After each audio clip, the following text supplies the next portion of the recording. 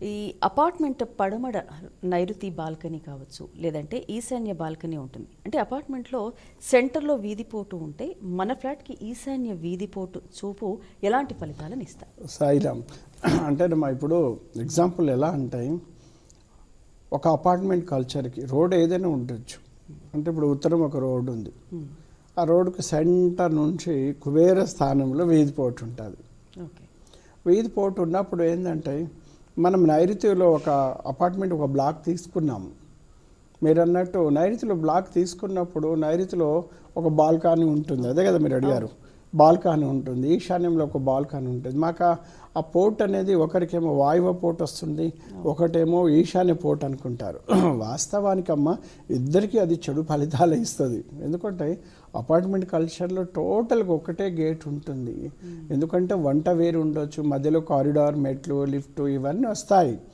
కానీ టోటల్ సైట్కి total apartment బయట నుంచి ఎలివేషన్ లుక్లో అటు ఇటు బిల్డింగ్స్ ఉంటాయి. ఆ మధ్యలో నుంచి ఆ పోటు ఎన్ని అంతస్తులు ఉంటే అన్ని అంతస్తులకి పంచభూతముల నుండి మంచి శుభ అశుభ ఫలితాలు వస్తూ ఉంటాయి.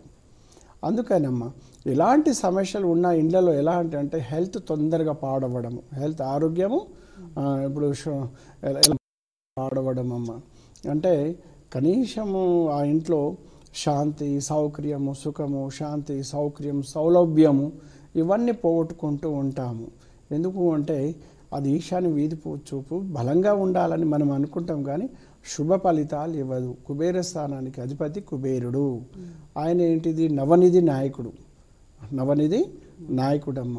సర్వం లక్ష్మీదేవి నుంచి సర్వం ఆయనకి సర్వ హక్కులు ఉన్నాయి.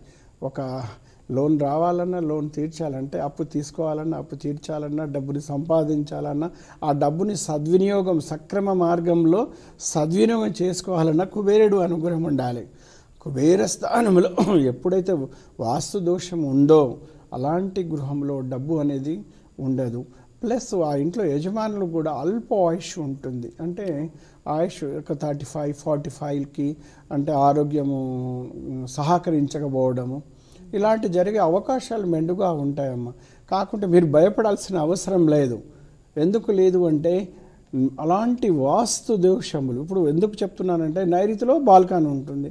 శాస్త్రం ఏమంటుంది? ఎట్టి పరిస్థితుల్లో నైరుతి బెడ్రూమ్ నుంచి మీరు బయటికి వెళ్ళకూడదు, అసలు అక్కడ బాల్కనీ ఉండకూడదు. పశ్చిమ వాయువులో బాల్కనీ ఉండొచ్చు, దక్షిణ ఆగ్నేయంలో మనకు బాల్కనీ ఉండొచ్చు, ఉత్తర ఈశాన్యంలో బాల్కనీ ఉండొచ్చు, తూర్పు ఈశాన్యంలో బాల్కనీ ఉండొచ్చు. కానీ దక్షిణ నైరుతి, పడమర నైరుతి బాల్కనీ ఉన్నప్పుడు ఆ ఇంటి యజమానికి ఆరోగ్య సమస్యలు తోడవుతాయి. దానికి తోడు కుబేర స్థానంలో వాష్రూమ్స్ ఉన్నాయనుకోండి, ఇంకా సమస్యలు ఎక్కువగా ఉంటాయంటే బాగా ఆర్థికంగా చెదిగిపోవడము, అప్పుల పాలు అవ్వడము, అక్కడి నుంచి జీవితం విరక్తి పుట్టడం అనేది జరుగుతూ ఉంటుంది. అందుకేనమ్మా ఎవరైనా కూడా ఉత్తర కుబేర స్థానం వీధిపోటు ఉన్నప్పుడు నష్టాలు తప్పవు. అలాగే మనకు నైరుతి మాస్టర్ బెడ్రూమ్ అమ్మ, ఎప్పుడైనా కూడా బెడ్రూమ్కి నైరుతిలో బాల్కనీస్ ఉంటే మాత్రం దానివలన హెల్త్ ఆయుస్ తగ్గిపోతూ ఉంటుంది, ఆరోగ్య సమస్యలు వస్తుంది. అక్కడి నుంచి రాక్షస గణాలు మనకు తెలియకుండా నెగటివ్ వైబ్రేషన్స్, మనం ఎంత గొప్పగా చదువుకొని మంచి ఉద్యోగాలు చేస్తూ కూడా ఆరోగ్యాన్ని పాడు చేసుకుంటాం.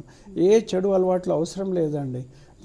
ఎందుకంటే ఆ వాస్తు దోషాలు అలా ఉంటాయి. కాబట్టి మీరు ఎవరు కూడా ఇబ్బంది పడకండి.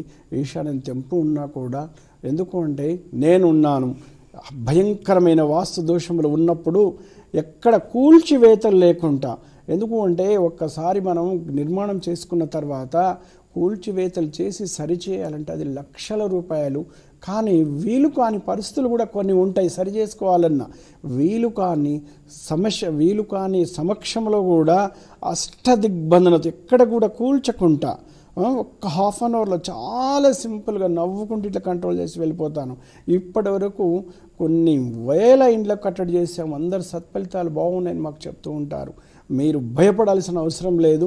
ఎక్కడ కూడా కూల్చివేతలు అనేది ఉండదు. కనీసం చిన్న డస్ట్ కూడా రాకుండా చేసేస్తాం. కొన్నిటికి ఈశ్వర అనుగ్రహ అష్టదిగ్బంధన. ఎందుకంటే ఈశాన్యం తెంపు ఉన్నప్పుడు కానీ, నైరుతులు బాల్కనీస్ ఉన్నప్పుడు, ఆరోగ్యం అల్పాయుసు ఉన్నప్పుడు, హెల్త్ పాడవుతున్నప్పుడు మీరు ఇబ్బంది పడకండి, నేనున్నాను.